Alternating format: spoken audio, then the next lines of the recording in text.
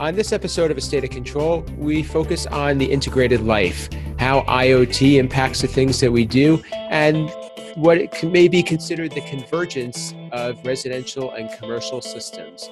All that and more on A State of Control. The network for the AV industry. What are you listening to? This is AV. This is AVNation. This is AVNation. Support for AVNation is brought to you by Utelegy. A State of Control, episode 39, Walled Gardens. This is A State of Control. Welcome to A State of Control, an AVNation podcast that highlights the control, automation, and programming aspects of the audiovisual industry. I'm your host, Steve Greenblatt. Thanks for joining us today. So we have a great show planned, and today we're going to talk about an interesting topic, a little bit of a buzzword called the integrated life, and how users interact with technology both at work and at home, and the expectations that are established because of that. So to join me in this conversation are three guests, and I'll start with our old favorite Uncle Richie. We missed you last episode. How are you today? Oh, it's good to be back.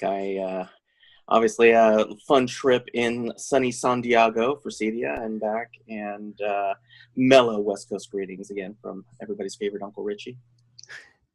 Glad to have you back. And second is Chris Backus from Harman. You should know him from a recent appearance as well. Thanks for being with us today, Chris. Thanks, Steve. I appreciate you having me on today. Glad to have you. And last but not least, a longtime listener but first-time guest. His name is Nick Miller. He's a control programmer from the Seattle area. Thanks for joining us today, Nick. Thanks for having me, Steve.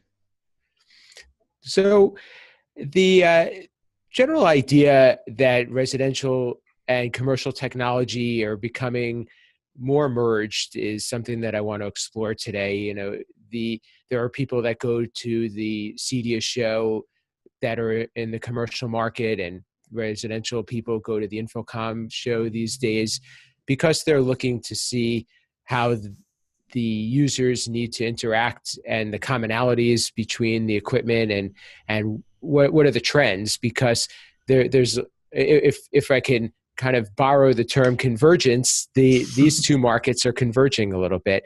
So Rich, I'll start with you on this. How are we as AV and control professionals looking to establish consistencies between these two experiences, and what are some concepts that we could start applying to the things that we do to make our systems much more comfortable?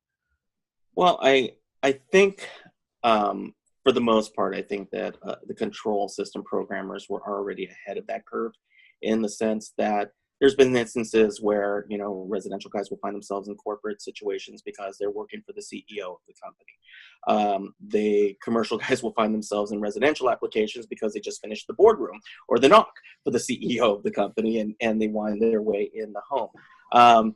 Without making too much of a chirp about a certain name change, but with Avixa, obviously with their name change, one of the things that they've talked about is the AV experience, and subtly putting, you know, the fact that it is more than AV and IT in the commercial realm. It is the electronic, the tech industry as a whole that we're becoming a part of. And there's a lot of blurring of lines at this point. And I think that to not embrace or to not realize that the lines are blurring very quickly is going to cause some issues for a lot, right? I think it's a matter of looking at it and recognizing the size. And I think the industry is already starting. I mean, if you look at ISE, ISE is a perfect example of that. It is a blend of the residential and the commercial technologies.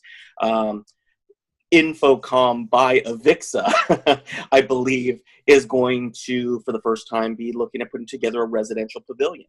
Cedia itself, the expo just was just taken over by Emerald Expositions. And there's talk about bringing in different segments, different markets than the traditional kind of custom AV devices that we've been using, because we're seeing that we're part of the interconnected home and business. And as people are connecting, there's much more of a requirement and expectations that people have. Perfect example right now. I was connected with my computer. I had some technical issues. What am I on? I'm on my handheld device right now. We're going to be seeing more and more of this over time. And I think that the control system programmers are going to be perfectly suited for it because, again, we've always been the conduit.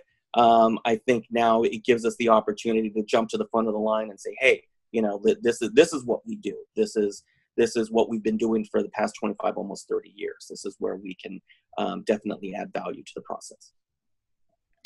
So, Chris, Rich brought up a good point about the consumerization of products, and you and I have had some talk about this in the past. And Harman is, not necessarily the division that you work in, but Harman has a lot of consumer products out there that drive a lot of the expectations of the users. And how do we need to consider these types of trends and experiences in some of the work that we do?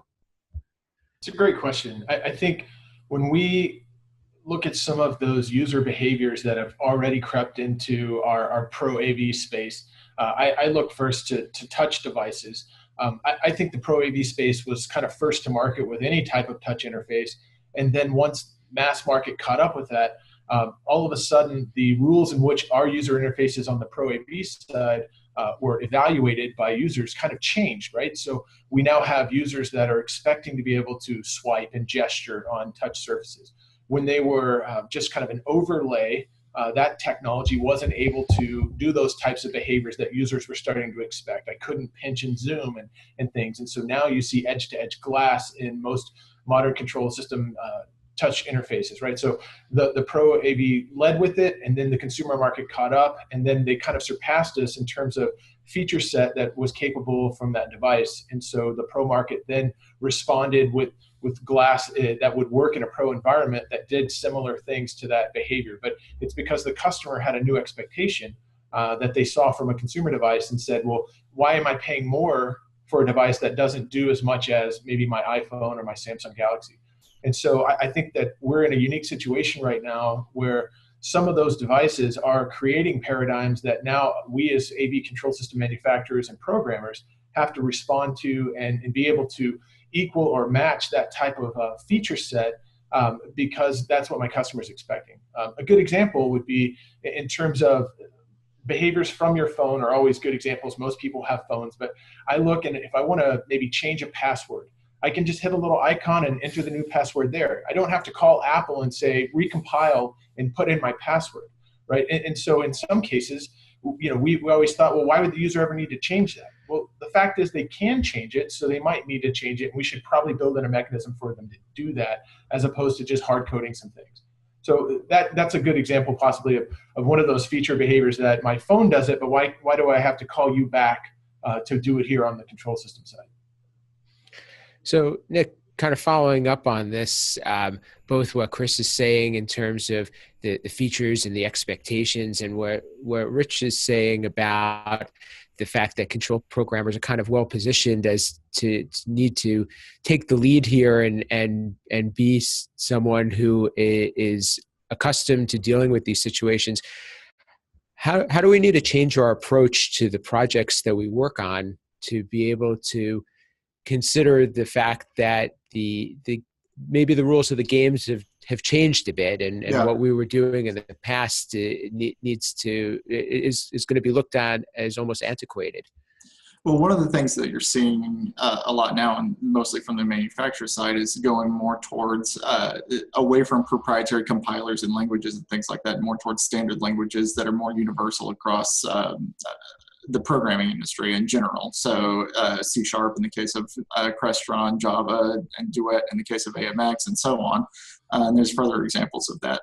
That's a definite head start in getting a little bit more standardization, if you will, into our world. As far as the user experience goes, it's a trickier question. There's always going to be cross-pollination from residential to commercial but there are distinct differences. So kind of striking a balance between the two and trying to come up with universal and consistent interfaces is a challenge that we're gonna face for years to come. So Chris, kind of going back to the different technologies and try and thinking about how we're being driven by other means such as voice control, such as AI, and what are some ways that we may be able to leverage these things in our world, in the AV world? Is this something, because I think that we all agree that it's going to impact what we do, but the question is how, and how can we turn that into something that where we're providing more value? So just to clarify, is it limited to just voice control, or you're talking No, about just APIs? Yeah, just new technologies and the extensions of what, the peripheries of what we're currently touching. Well, I'll look at this from two different ways. As we look on the marketplace, I don't consider Amazon and Google to be a hardware company, right? I think they make hardware, but that's not their strong suit. Their strong suit is on the software side. And so when we look at new Amazon product that just came out, they looked to the pro industry, specifically Dolby for Amazon, to create a better audio experience, right? Harman Kardon they just released at the IFA trade show another Amazon Alexa embedded speaker to create really high-end audio around a voice agent platform. And so that's Amazon fulfilling the API role in the software side, and then a manufacturer like Harman providing on the hardware side. And so we've seen Harman participate in this across the different voice agents that are out there. We have an Amazon Alexa speaker. The JBL Link was also announced at the same show. That's a Google voice assistant speaker as well. We already launched the Microsoft Cortana speaker. And so those are some interesting ways where those historically software companies now are looking to folks in our space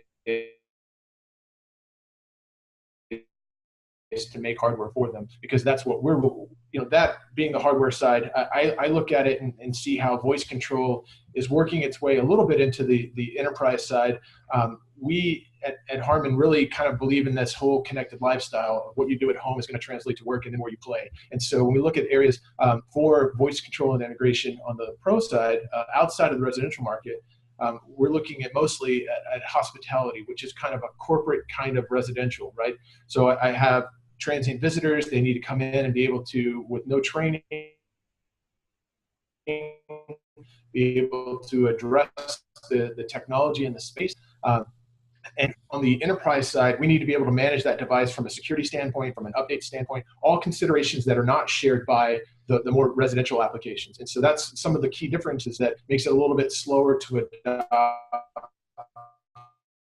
on the hardware side from the commercial considerations like network security or mass deployment and mass update that you don't get with the out-of-the-box $49 Google Home Mini or Echo Dot, those types of appliances. So there's some interesting parallels here that says the user expects a certain type of performance, but isn't really mindful of the hard stuff on the back end that makes it work from an IT perspective in such a large deployment like an enterprise where there's so many other network devices and appliances. And for the most part, if I'm Google and I'm Amazon making hardware, I don't necessarily have to care if I'm flooding the network with streaming media and things of that nature, whereas I would have to care on the corporate enterprise side. And I think that's why there's probably a little bit more barrier to adoption on the corporate side for some of these technologies.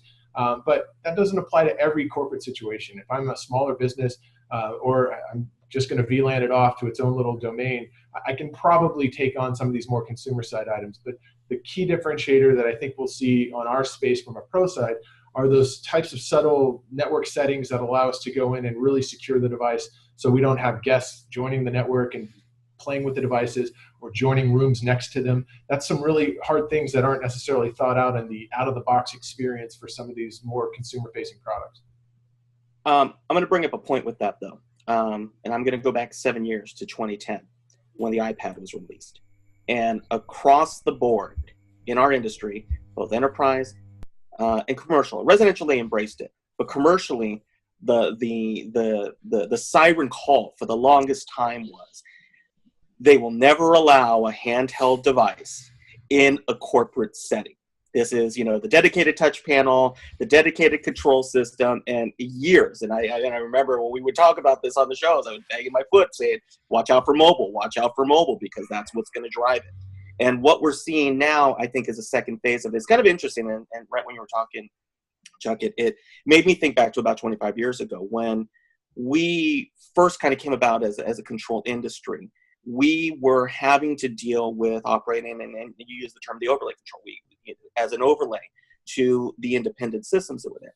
And 25 years ago, they were physical systems that we were having to interact with. We had RS-232 communication, we had relay communication, we had analog values, voltages, analog cables going in and out. And we were the central point, the hub for all of that to kind of get the expectation delivered to the user experience. We've now transitioned to that point where we are no longer dealing with physical devices or physical connections that we have to bridge. We're really starting all over again, but at this point now we're dealing with bridging software at this point, and disparate software environments, different operating systems, different experiences across the board. But ultimately, it still is going to wind up being right now, the friction point, that we're seeing is we have it day in and day out is, with the Amazon Alexa, half the time I have to repeat myself 3 times before I just go to the touch panel and do something, but there is going to be a progression at this point. Alexa and Sonos just introduced yesterday their Alexa integrated speaker as well, which is going to be a huge point where you start wondering down the line if Amazon looks at it and goes, based on some of these markets, we have enough cash. It might just be easier to start acquiring some of these companies and branding it all the way through. Those are the things that I'm looking at in the residential market. When I saw Sonos, I went, they would be ripe for an acquisition if one of these days Amazon just decided we're just going to provide a point-to-point solution and completely change the nature of how the residential market might operate. So where we, again, kind of bring this back to the control system, guys, is that, again, we're on Zoom, which is how we're using, we're recording this podcast. More and more users are using it. They're going to use their handheld devices. They may be on their handheld device in the enterprise, connected to a much larger video conferencing system. And by the way, is that going to be voice activated? Is it going to be touch panel activated? Is it going to be proximity activated? Again, we have to sit up on top of all of that. And that's where I think where our industry needs to start making the decisions and being proactive and saying, here are the bridge tools. Here are the software bridge tools. And I think Nick was talking about it a second ago, which was, again, using some of the traditional tools that are out there to flatten that curve, hopefully, so that we can operate with established APIs and we're not jumping through hoops as much as we've been in the past. Right. But I would say go back really quick to your point on the iPad and mobile and enterprise.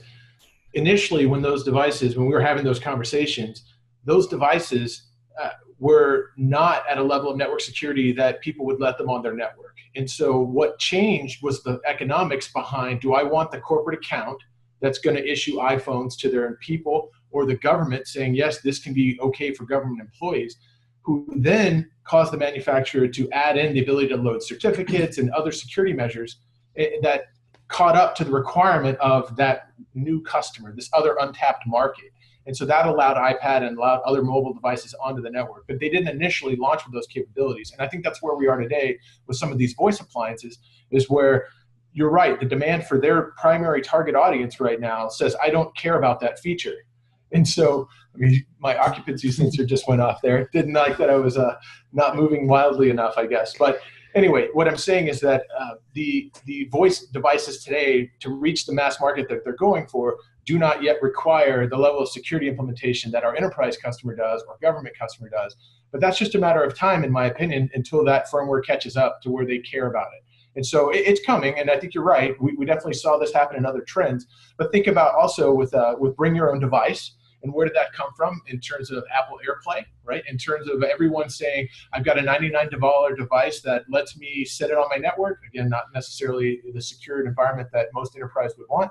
But my customer says, I get my content on screen. That was the use case. The behavior that someone wanted was to get my content on screen, and it seemed to be very low friction. And so that was another great example of some technology that bubbled up from the consumer side to now we do it on the corporate side. And so as a pro AV market, the manufacturers have found other ways to secure those appliances to meet our customers' requirement. And I think that's that ebb and flow. So the requirement comes up from the user side and says, I can do this for $99. The pro side says, well, it's going to take a little bit more to make it work on your enterprise side. So it's not going to be $99, but we can still give you that same experience. So I think a couple of things to touch on there. One of them is the conversation we're having now. One part of it is about IoT, and I'm a big believer that IoT really plays well into our hand, into what we've been doing, because we really have been doing a lot of that in the automation that we provide in systems. The difficulty, I think, there is who's the one that's going to set those rules, and is it us waiting for the customers to define that, or are we going to be the one that's saying this is the way that IoT applies to what we're doing? Nick, in your work and in your experience, how do you think that we can leverage IoT for to maybe even bridge the gap between these different experiences, whether it is talking about Bluetooth beacon, or whether we're involving wearables or other consumer products within maybe a work environment, or vice versa? Well, and that's the challenge for us moving forward, particularly when you're talking about IoT devices. The products that you're seeing released right now are by companies that have a very ingrained interest in maintaining a vertical silo and trying to maintain vertical control over the devices that they release. So in one hand, you've got all these connected devices that maybe can talk to each other from one manufacturer to another, but those are partnerships that have been made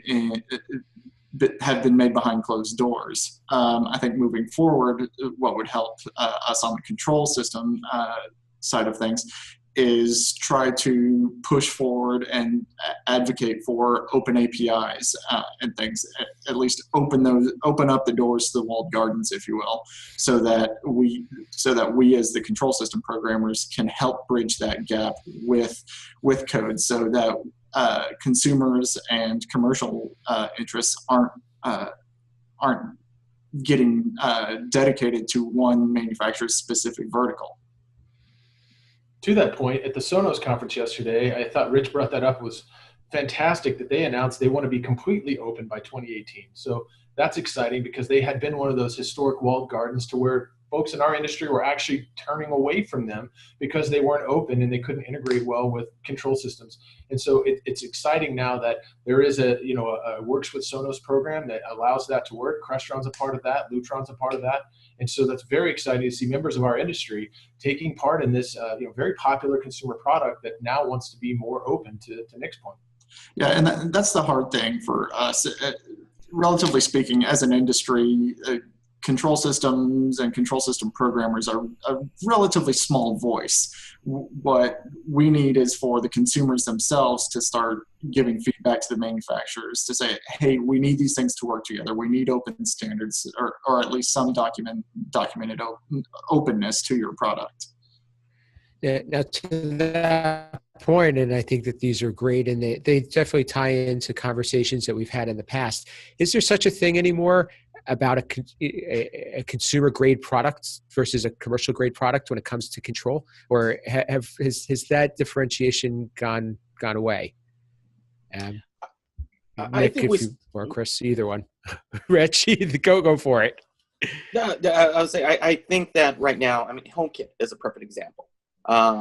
It is currently it's more of a personalized system. In terms of how they're looking at interacting with it. And there's been some fits and starts. Again, there's 100 million of these devices out there, and HomeKit's still kind of sort of along the way. Not to say that it won't change as Apple releases maybe a new hardware device that puts them in the same camp as Alexa and Google Home and some of the others. That's an inevitability in terms of how they're going to try to leverage Siri. It does bring up a big point, though, that I think enterprise does a lot better about, which is the security, identity security, maintaining site security, but then there goes down the second route, which is with some of these home or consumer devices. There's a whole lot of personal information, on these devices, and where do you end at that point, where all of a sudden that information, if you go on the enterprise, not to say that it would be harvested, but it could be harvested. And it opens up a lot of ethical dilemmas, I think, at times, in terms of just how much access are we willing to provide. And in that case, how much exposure do we have and liability with some of those things? And you bring up an interesting point, Rich, talking about the 100 million HomeKit devices that Apple announced recently. A lot of that, if you look at over time how that's progressed, in the early days of HomeKit, the devices were very, very closed. The security protocols were very, very tight, and it was very expensive to develop a product for HomeKit. Apple recently, I think 6-9 months ago, something like that, opened that up and kind of lightened some of those restrictions, and you saw products hit the market within 30 days. So when you reduce the barriers of entry, you're going to gain market share. So I think we're going to get running close on time now, but just want to wrap up with I think we wouldn't be doing ourselves justice if we didn't kind of hit on the security aspect of things and concerns about the data that's being exchanged and privacy and things of that nature. Is this something that and Nick, you can start. I'll start with you. Is this something that is going to limit our ability to provide this integrated life experience, or is this something that you feel adjustments will be made to be able to provide that by the manufacturers and things will sort themselves out? I mean, a good example of that currently is you take a look at competing voice assistants, Google's voice assistant versus Apple's Siri assistant. Google's voice assistant is much better at certain tasks just because of the amount of personal information that it has on you, what the amount of information that it has access to. Whereas Apple has made the market decision to stay out of the personal information game. So that puts them a little bit behind in regards to accuracy and flexibility of their system. But that's a decision that they've made. I think it's constantly going to be a balancing act, and in the end, it's really going to be up to the consumer to decide what information they're willing to give up versus the convenience of a system versus their personal information being out in the ether and uncontrolled. Chris, kind of a follow-up to that is do you feel that this is a critical point to be able to provide the experience that we're looking for, or we maybe it's just certain people are too sensitive to it? When you're talking about your personal interaction, I think that's one thing, but now when you're talking about on a corporate side, it becomes a very different ballgame. Agreed. Ultimately, the market will decide.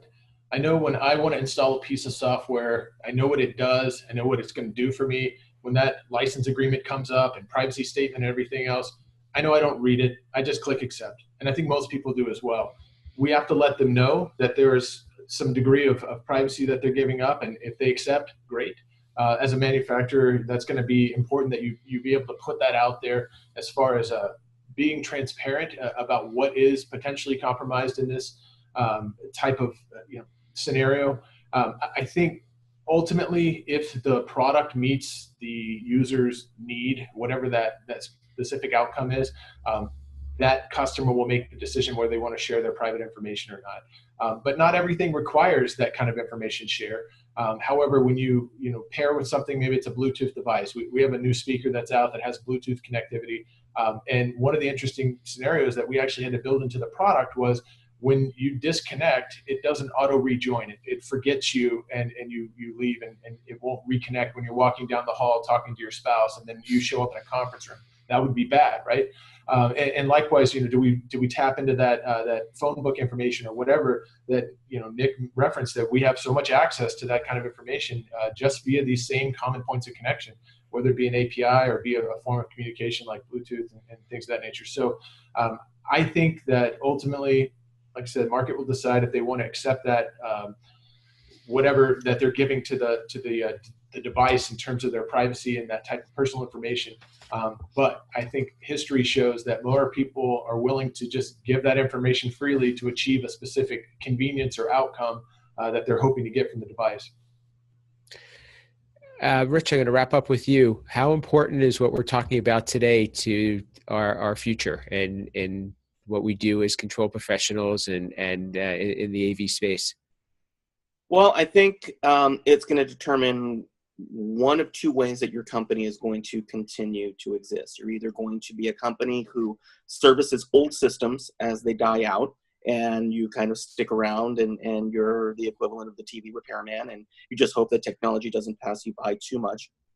Or you're on the flip side where you realize that the industry is changing, the market is changing, and moving beyond the AV framework is going to be necessary. And we've talked about it for a while, is that the network is the system is the network, and it's going to require a lot more in-depth understanding and focus on playing a much bigger role literally in the software world, and we're moving away quickly from hardware solutions, and that's been our bread and butter for years and years and years. And it's interesting because you, as a company, you kind of have to take a look, because it also depends on your staffing and how you're going to staff and who you're going to staff with. And, it's definitely not a gloom and doom conversation, but it is one that we as an industry do have to take a look at and say, okay, what's the next chapter for who we are and what we do? Well, that's going to do it for us today. I thank everybody for joining us. Thanks for you being a part of today's show. First, I'd like to thank Chris Backus from Harman. Chris, how can people get in touch with you and learn more about Harman? Well, thanks. You can find us at pro.harman.com for all of our professional solutions.